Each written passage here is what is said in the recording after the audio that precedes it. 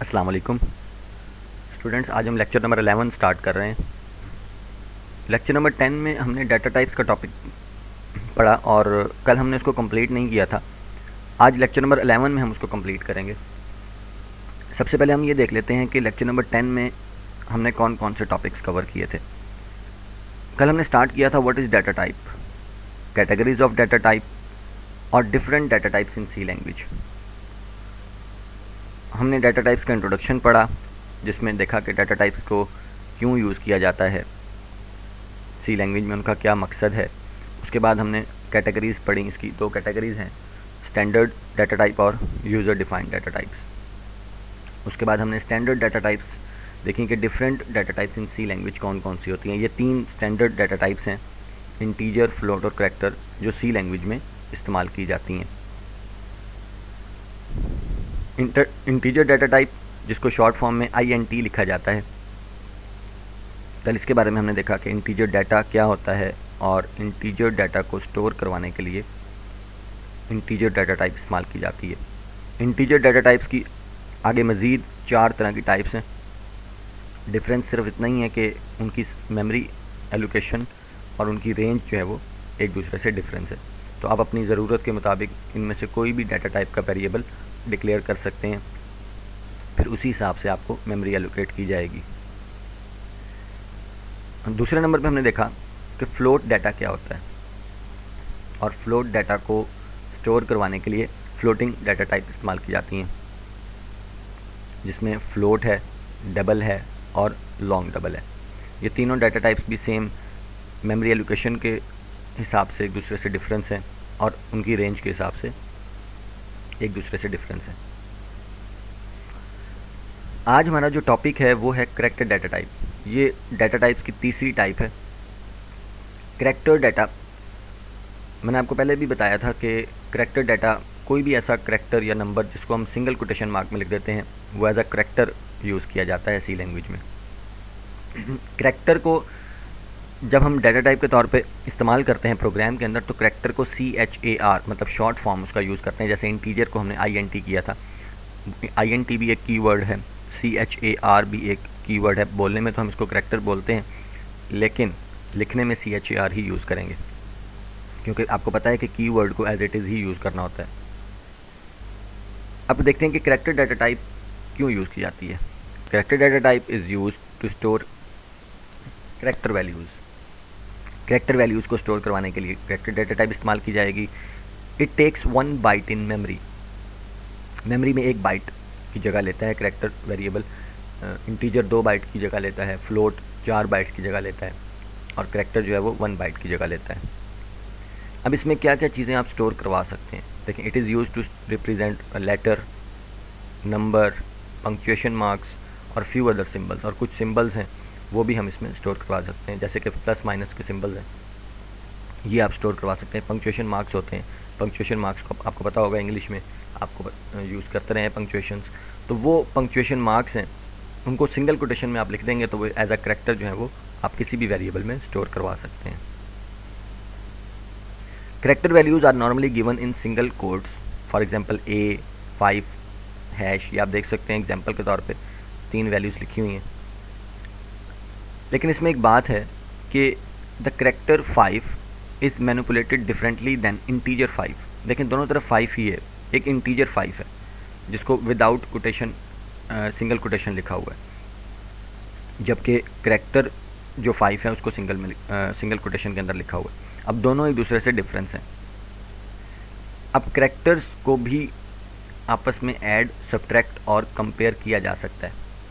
जिस तरह से 5 इंटीजर का है और एक और 5 इंटीजर का है, तो आप उसको प्लस करें तो 10 आंसर आएगा, 5 + 5। लेकिन अगर एक करैक्टर का 5 है और दूसरा भी करैक्टर 5 है, तो उस सूरत में 10 नहीं आएगा, बल्कि उसको डिफरेंटली मैनिपुलेट किया जाएगा। लास्ट पॉइंट में इसकी एग्जांपल में देखते हैं। देखें, for example if we add 2, अब 2 में देखें आप, ये एक सिंगल करैक्टर के तौर पे लिखा गया है, एंड 6, उसको भी सिंगल कोटेशन में लिखा हुआ है, तो वो भी एक करैक्टर है। इसका मतलब 2 और 6 को हम इंटीजर्स नहीं बल्कि एज अ करैक्टर यूज़ कर रहे हैं। Then the result is 104। अब 6 और 2 को वैसे अगर हम ऐड करें तो रिज़ल्ट 8 आता है, लेकिन क्योंकि यहाँ पर ये करैक्टर्स हैं तो इसका रिज़ल्ट 104 आएगा। लेकिन 104 क्यों आएगा? Because ASCII values of 2 and 6 are 50 and 54 respectively.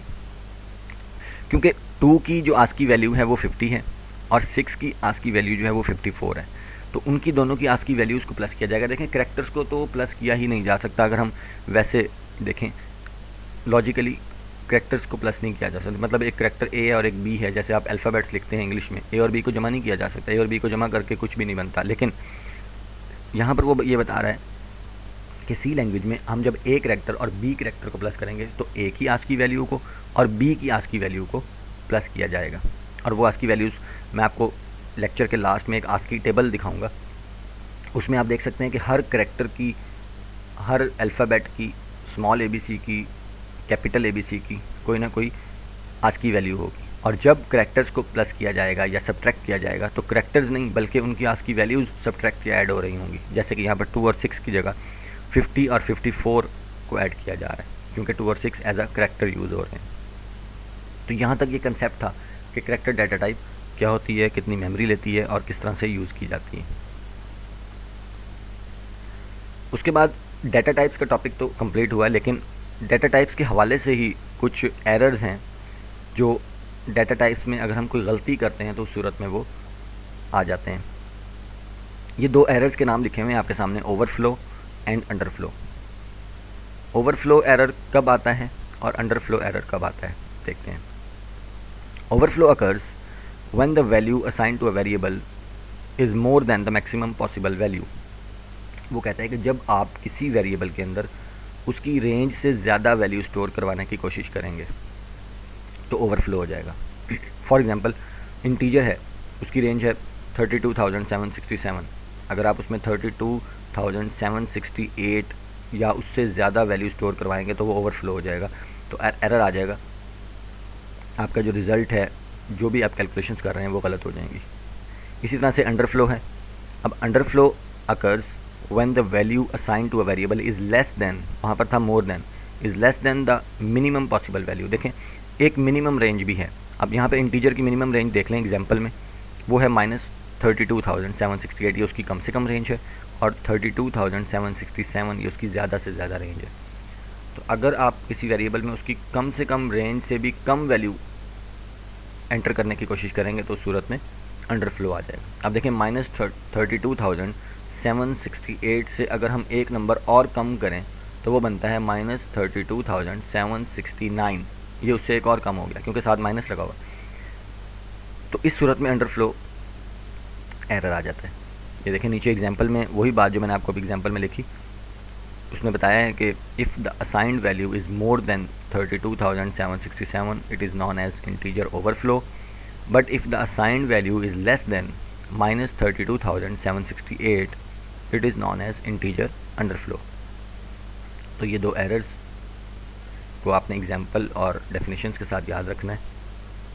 Same जो एरर्स हैं इनको नाम दिया गया अरिथमेटिक ओवरफ्लो। वहाँ पे सिंपल ओवरफ्लो था, यहाँ पे अरिथमेटिक ओवरफ्लो है और अरिथमेटिक अंडरफ्लो है। इसमें कोई ख़ास डिफरेंस नहीं है, बस थोड़ा सा डिफरेंस देखते हैं अभी क्या है। The arithmetic overflow occurs when arithmetic calculation is performed on 2 very large numbers, the result may be too large to be represented in a particular variable. देखिए वो कहता है कि आप 2 वेरिएबल्स को जमा करते हैं और उन दोनों वेरिएबल्स में कोई बड़ी वैल्यू पड़ी हुई है। जब इन दोनों वैल्यूज़ को आप जमा करेंगे तो वो जो बड़ी वैल्यूज़ हैं वो जमा होकर और भी बड़ी वैल्यू बन जाएगी, और जब उस रिज़ल्ट को आप किसी वेरिएबल में स्टोर करेंगे और अगर उस वेरिएबल के अंदर उस नंबर को स्टोर करने की जगह नहीं है, उसकी रेंज कम है, तो उस सूरत में जो एरर आएगा वो अरिथमेटिक ओवरफ्लो होगा। लेकिन वहाँ पे हमने कैलकुलेशंस नहीं की थी। सिंपल ओवरफ्लो में सिंपल एक वेरिएबल लिया, उसमें वैल्यू स्टोर की, और अगर वो वैल्यू रेंज से ज़्यादा थी तो ओवरफ्लो हो गया। लेकिन यहाँ पर आप अरिथमेटिक ऑपरेशन परफॉर्म कर रहे हैं, और अरिथमेटिक ऑपरेशन परफॉर्म करने के दौरान अगर ऐसा होता है तो फिर वो अरिथमेटिक ओवरफ्लो कहलाएगा। इसी तरह से अरिथमेटिक अंडरफ्लो देख लें। The arithmetic underflow occurs when arithmetic calculation is performed on 2 very small numbers. अगर आप 2 छोटे नंबर्स को कोई भी अरिथमेटिक कैलकुलेशन परफॉर्म करते हैं और उनका जो रिज़ल्ट है वो उससे भी स्मॉल हो जाता है, और जब उसके रिज़ल्ट को आप किसी पर्टिकुलर वेरिएबल में स्टोर करेंगे तो उस वेरिएबल की कम से कम रेंज से भी वो कम हो जाएगा। तो उस सूरत में आपको पता है कि जब कम से कम रेंज से भी कम वैल्यू किसी भी वेरिएबल में स्टोर करवाने की कोशिश की जाती है तो अंडरफ्लो हो जाता है, तो यहाँ पर हम उसे अरिथमेटिक अंडरफ्लो कहेंगे, क्योंकि अरिथमेटिक कैलकुलेशन के दौरान ये एरर आया है। तो सिंपल सी बात कि अगर तो वो एरर्स विदाउट अरिथमेटिक ऑपरेशंस आते हैं तो फिर वो ओवरफ्लो और अंडरफ्लो होगा, लेकिन अगर अरिथमेटिक ऑपरेशंस परफॉर्म करने के दौरान इस तरह के एरर्स आते हैं फिर वो ओवरफ्लो अंडरफ्लो नहीं बल्कि अरिथमेटिक ओवरफ्लो और अरिथमेटिक अंडरफ्लो होगा। हम इसको लेक्चर के लास्ट में प्रोग्राम्स के ज़रिए भी देखेंगे कि किस तरह से ये अकर होंगे। सबसे लास्ट में कैंसलेशन एरर है। The cancellation error occurs due to the manipulation of very large and very small floating point numbers. अब देखें ये एरर कब आता है, जब आपके पास एक बहुत बड़ी वैल्यू है और एक बहुत छोटी वैल्यू है, और वो भी कौन सी फ्लोटिंग वैल्यूज़ हैं, फ्लोट मतलब पॉइंट वाली वैल्यूज़ हैं। एक बहुत बड़ी पॉइंट वाली वैल्यू, एक बहुत छोटी पॉइंट वाली वैल्यू, आप उनको आपस में मैनिपुलेट करने की कोशिश करेंगे तो फिर आपका जो रिज़ल्ट है वो अनएक्सपेक्टेड होगा। फॉर एग्जांपल देखें, the large number may cancel out the smaller number when both numbers are added. वो कहता है कि अगर आप बहुत बड़े फ्लोटिंग नंबर को बहुत छोटे फ्लोटिंग नंबर के साथ ऐड करते हैं तो उस सूरत में वो स्मॉल नंबर वैसे ही कैंसिल हो जाता है। एग्जांपल के तौर पे देख लें, suppose the user add the number 1970.0। कहता है कि एक नंबर है आपके पास 1970 लिखा हुआ है एंड, और सबसे छोटा नंबर उसने देखें क्या दिया 0.00000001243। एक बहुत बड़ा नंबर है, एक बहुत छोटा नंबर है, इनको आप आपस में ऐड करेंगे तो रिज़ल्ट देखें क्या आ रहा है। The result of this addition may be 1970.00। देखें पॉइंट के बाद वाले ज़ीरोज़ की तो कोई वैल्यू नहीं है, तो 1970 ही जवाब आ गया। इसका मतलब छोटी वैल्यू जिसमें 1243 था, 0.0000123 है, उसको इग्नोर कर दिया गया क्योंकि उसकी कोई हैसियत नहीं है इतने बड़े नंबर के सामने। तो देखें लास्ट पॉइंट में, in this result the value 0.000000123 has been cancelled in the calculation. देखें उस वैल्यू को कैंसिल कर दिया गया। इसकी एग्जांपल ऐसे ले सकते हैं कि आप अगर किसी के पास 1 करोड़ है और उसको जमा किया जाए 1 रुपये के साथ या उससे भी कम के साथ, तो किसी को ये नहीं कहेंगे कि मेरे पास 1 करोड़ 1 रुपया है। मतलब 1 रुपये को तो वैसे ही मेंटली तौर पे भी हम किसी को बताते हुए भी कैंसिल कर देते हैं। तो अगर आप बहुत बड़ी वैल्यू को बहुत छोटी वैल्यू के साथ ऐड करेंगे तो छोटी वैल्यू को कैंसिल कर दिया जाता है कंप्यूटर की तरफ से भी। तो यहाँ तक बेटा कैंसिलेशन एरर कंप्लीट हो गया। लेक्चर हमारा यहाँ तक आज का कंप्लीट हो गया। आपका डाटा टाइप्स का टॉपिक कंप्लीट हो गया। लेकिन आपको मैं आस्की टेबल दिखा दूँ कि आस्की टेबल क्या होता है और किस तरह से उसको यूज़ किया जाता है। ये देखें, ये आस्की टेबल है, याद करने की ज़रूरत नहीं होती, ये ऑटोमेटिकली तरतीब के साथ ही होता है। तो जब आप एक स्टार्टिंग पॉइंट या एंडिंग पॉइंट याद कर लेते हैं तो आपको सारे पता लग जाता है कि किस अल्फ़ाबेट का आस्की कोड क्या है। ये आपने फर्स्ट ईयर में भी देखा था कि ASCII code extended ASCII code है। मतलब एक आस्की कोड था जिसमें 127 करैक्टर्स यूज़ किए जा रहे थे। एक आस्की कोड जो एक्सटेंडेड था जो कि 8 बिट था, उसमें 256 करैक्टर जो है उसको रिप्रेजेंट किया जा सकता है। आपको याद होगा जिसमें आपने BCD EBCD IC ASCII code पढ़ा था, उसमें ये बात लिखी हुई थी। तो यहाँ पर स्टार्ट करते हैं। आपने इसमें जो 3 चीज़ें देखनी हैं, एक सबसे पहले तो आप ये देखें कि कॉलम नंबर फर्स्ट में ये डेसिमल लिखा हुआ है। ये जो डेसिमल वैल्यूज़ हैं ना 0 1 2 3 4 5, ये आस्की वैल्यूज़ हैं। अब ये किसकी आस्की वैल्यू है ये आपने यहाँ सिंबल में देखना है। कॉलम नंबर 4 में ये देखें सिंबल, 0 आस्की वैल्यू है नल की, 1 आस्की वैल्यू है SOH। अच्छा, ये सारे जो 0 से लेकर 31 तक है ना, नीचे चलते हैं, ये अभी हमारे काम के नहीं है फ़िलहाल। यहाँ से इन चीज़ों की आपको समझ भी नहीं आएगी क्योंकि 31 तक ये जितने भी हैं सिंबल्स हैं वो प्रिंटेबल नहीं है। देखें ऊपर लिखा हुआ है आस्की कंट्रोल करैक्टर्स। ये कंट्रोल करैक्टर्स हैं और ये नेक्स्ट प्रोग्रामिंग में, एडवांस प्रोग्रामिंग में इस्तेमाल होते हैं। तो हम इससे आगे चलते हैं। 31 तक तो हमारे यूजेबल नहीं है फ़िलहाल।